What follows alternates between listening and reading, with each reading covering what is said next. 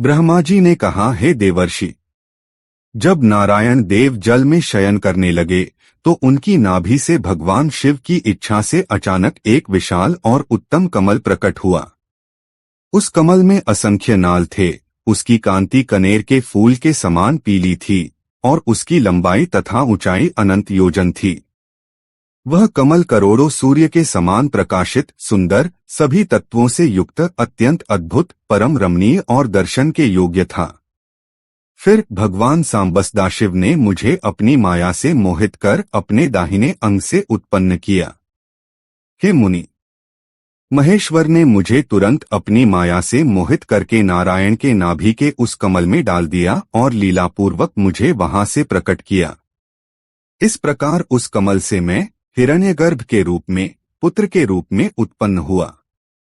मेरे 4 मुख थे और शरीर की कांति लाल थी। मेरे मस्तक पर त्रिपुंड्र की रेखा अंकित थी। हे तात, भगवान शिव की माया से मोहित होने के कारण मेरी ज्ञान शक्ति इतनी दुर्बल हो गई थी कि मैंने उस कमल के अतिरिक्त किसी और को अपने शरीर का जनक या पिता नहीं जाना। मैं कौन हूँ, कहाँ से आया हूँ, मेरा कार्य क्या है, मैं किसका पुत्र हूँ और किसने मेरा निर्माण किया है, इस प्रकार संशय में पड़े हुए मेरे मन में यह विचार उत्पन्न हुआ कि मैं किस लिए मोह में पड़ा हूँ। जिसने मुझे उत्पन्न किया है उसका पता लगाना तो बहुत सरल है। इस कमल के जो पत्रयुक्त नाल हैं, उनका उद्गम स्थान जल के भीतर नीचे की ओर है। जिसने मुझे उत्पन्न किया है वह पुरुष भी वही होगा, इसमें कोई संदेह नहीं है। ऐसा निश्चय करके मैंने खुद को कमल से नीचे उतारा। हे मुने, मैंने उस कमल की एक एक नाल में जाकर सैकड़ों वर्षों तक वहां भ्रमण किया। कहीं भी उस कमल के उद्गम का उत्तम स्थान मुझे नहीं मिला। तब पुनः संशय में पड़कर मैं उस कमल पुष्प पर जाने के लिए उत्सुक हुआ और हे मुनि, नाल के मार्ग से उस कमल पर चढ़ने लगा। इस तरह बहुत ऊपर जाने पर भी मैं उस कमल के कोश को न पा सका। उस दशा में मैं और भी मोहित हो गया। मुझे नाल मार्ग पर भ्रमण करते हुए सैकड़ों वर्ष व्यतीत हो गए, लेकिन उसका कोई पता न चल सका। तब मैं मोहित होकर एक क्षण वहीं रुक गया। हे मुनि, उस समय भगवान शिव की इच्छा से परम मंगलमयी और उत्तम आकाशवाणी प्रकट हुई, जो मेरे मोह का विध्वंस करने वाली थी। उस वाणी में कहा गया, तप अर्थात तपस्या करो। उस आकाशवाणी को सुनकर मैंने अपने जन्मदाता पिता का दर्शन करने के लिए फिर से प्रयत्नपूर्वक 12 वर्षों तक घोर तपस्या की। तब मुझ पर अनुग्रह करने के लिए 4 भुजाओं और सुंदर नेत्रों से सुशोभित भगवान विष्णु वहां सहसा प्रकट हो गए। उन परम पुरुष ने अपने हाथों में शंख, चक्र, गदा और पद्म धारण कर रखे थे। उनके सारे अंग जलधर के समान श्यामकांति से सुशोभित थे। उन्होंने सुंदर पीतांबर पहन रखा था और उनके मस्तक तथा अंगों में मुकुट और आभूषण शोभा पा रहे थे। उनका मुखारविंद प्रसन्नता से खिला हुआ था। मैं उनकी छवि पर मोहित हो रहा था। वे मुझे करोड़ों कामदेवों के समान मनोहर दिखाई दिए। उन चतुर्भुज भगवान विष्णु का वह अत्यंत सुंदर रूप देखकर मुझे बड़ा आश्चर्य हुआ। वे सांवले और सुनहरे आभास से उद्भासित हो रहे थे।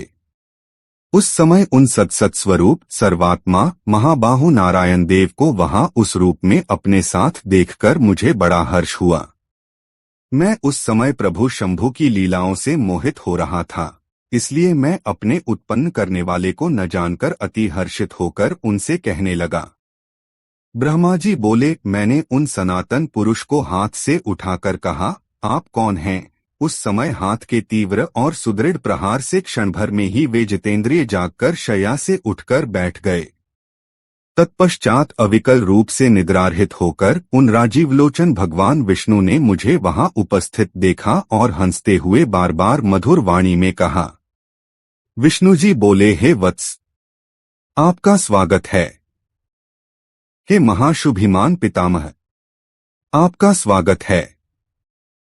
निर्भय रहिए, मैं आपकी सभी इच्छाओं को पूरी करूंगा, इसमें कोई संदेह नहीं है। हे देव, उनके मंद हास्ययुक्त वचन को सुनकर रजोगुण के कारण शत्रुता मान बैठे देवश्रेष्ठ जनार्दन भगवान विष्णु से कहने लगे। ब्रह्मा जी बोले, हे निष्कलंक, समस्त संहार के कारणभूत मुझे आप हंसते हुए जो हे वत्स कह रहे हैं, वह तो वैसे ही लग रहा है जैसे कोई गुरु अपने शिष्य को हे वत्स कह रहा हो। मैं ही संसार का साक्षात्कर्ता, प्रकृति का प्रवर्तक, सनातन अजन्मा विष्णु ब्रह्मा, विष्णु का उत्पन्न करने वाला विश्वात्मा, विधाता, धाता और पुंडरीकाक्ष हूँ। आप अज्ञानवश मुझे हे वत्स ऐसा क्यों कह रहे हैं? इसका कारण शीघ्र बताइए। नियमित रूप से वेद भी मुझे स्वयंभू, अज, विभु, पितामह, स्वराज, सर्वोत्तम और परमेष्ठी कहते हैं। मेरे इस वचन को सुनकर लक्ष्मीपति भगवान हरि क्रुद्ध हो उठे और कहने लगे कि मैं जानता हूँ, संसार मुझे जगत का कर्ता मानता है।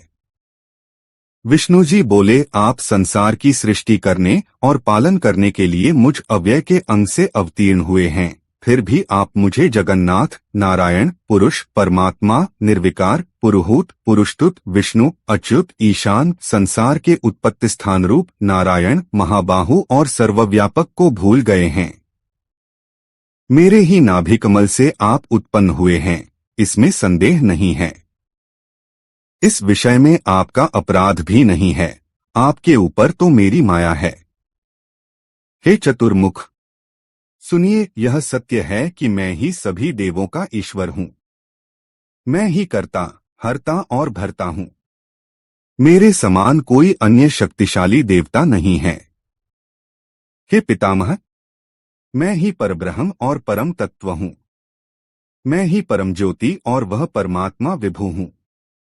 इस जगत में आज जो कुछ भी चराचर दिखाई दे रहा है और सुनाई पड़ रहा है, हे चतुर्मुख, यह सब कुछ मुझ में व्याप्त है, ऐसा आप जान लें। मैंने ही सृष्टि के पहले जगत के 24 अव्यक्त तत्वों की रचना की है। उन्हीं तत्वों से प्राणियों के शरीर धारक अणुओं का निर्माण हुआ है और क्रोध, भय आदि षड्गुणों की सृष्टि हुई है। मेरे प्रभाव और मेरी लीला से ही आपके अनेक अंग हैं। मैंने ही बुद्धि तत्व की सृष्टि की है और उसमें 3 प्रकार के अहंकार उत्पन्न किए हैं। तत्पश्चात उससे रूप, रस, गंध, शब्द, स्पर्श, इन 5 तन्मात्राओं, मन और 5 ज्ञानेंद्रिया, चक्षु, जिह्वा, घ्राण, श्रोत्र और त्वचा तथा वाक्, पाणि, पाद, पायु, उपस्थ, ये 5 कर्मेंद्रिया, क्षिति, जल, पावक, गगन और वायु, इन 5 महाभूतों और अन्य सभी भौतिक पदार्थों की रचना लीला से ही की है। हे प्रजापते, हे ब्राह्मण, ऐसा जानकर आप मेरी शरण में आ जाइए। मैं सभी दुहकों से आपकी रक्षा करूंगा, इसमें कोई संदेह नहीं है। ब्रह्मा जी बोले, विष्णु का यह वचन सुनकर मुझे क्रोध आ गया और मैं मायाजाल के वशीभूत होकर उन्हें डांटते हुए पूछने लगा, आप कौन हैं और क्यों इतना निरर्थक बोल रहे हैं? आप न ईश्वर हैं न परब्रह्म। आपका कोई कर्ता अवश्य है। महाप्रभु शंकर की माया से भ्रमित होकर मैं भगवान विष्णु के साथ एक भयंकर युद्ध में लिप्त हो गया।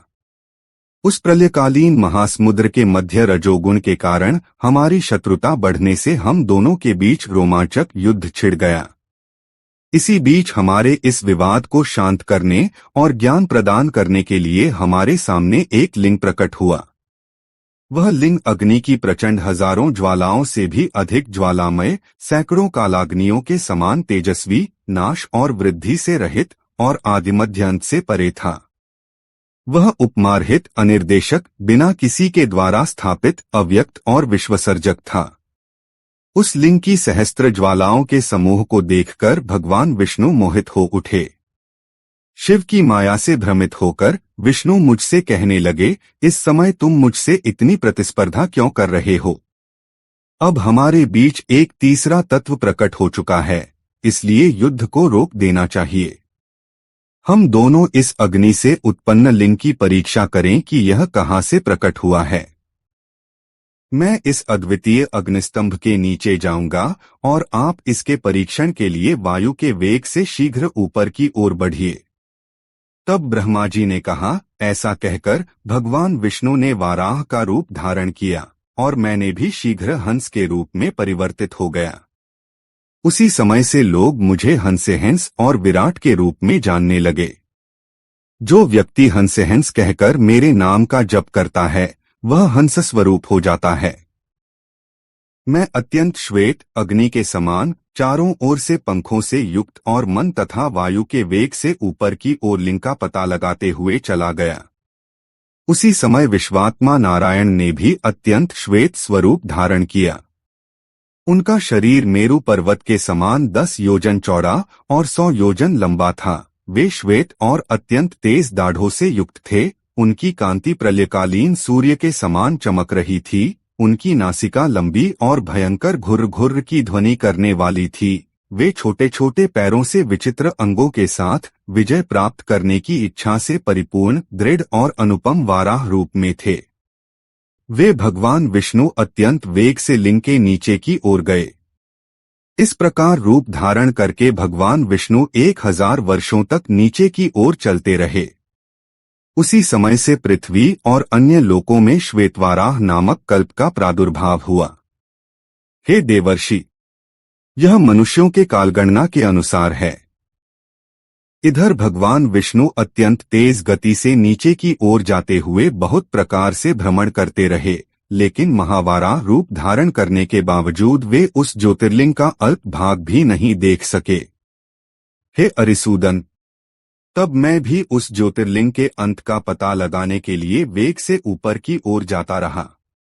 यत्नपूर्वक उस ज्योतिर्लिंग के अंत को जानने के इच्छुक मैं अत्यंत परिश्रम से थक गया और उसका अंत बिना देखे ही थोड़े समय में नीचे की ओर लौट आया।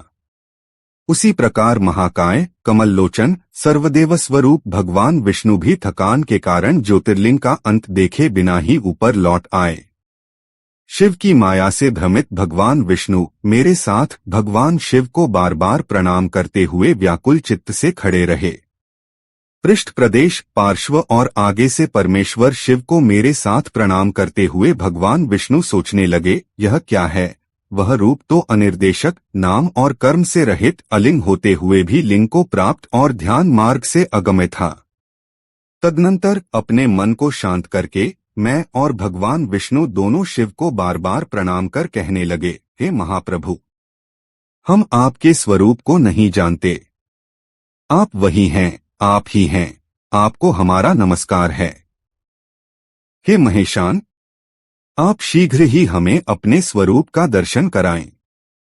मुनिश्रेष्ठ, इस प्रकार अहंकार से आविष्ट हो हम दोनों वहां नमस्कार करते हुए सैकड़ों वर्ष बिता चुके थे।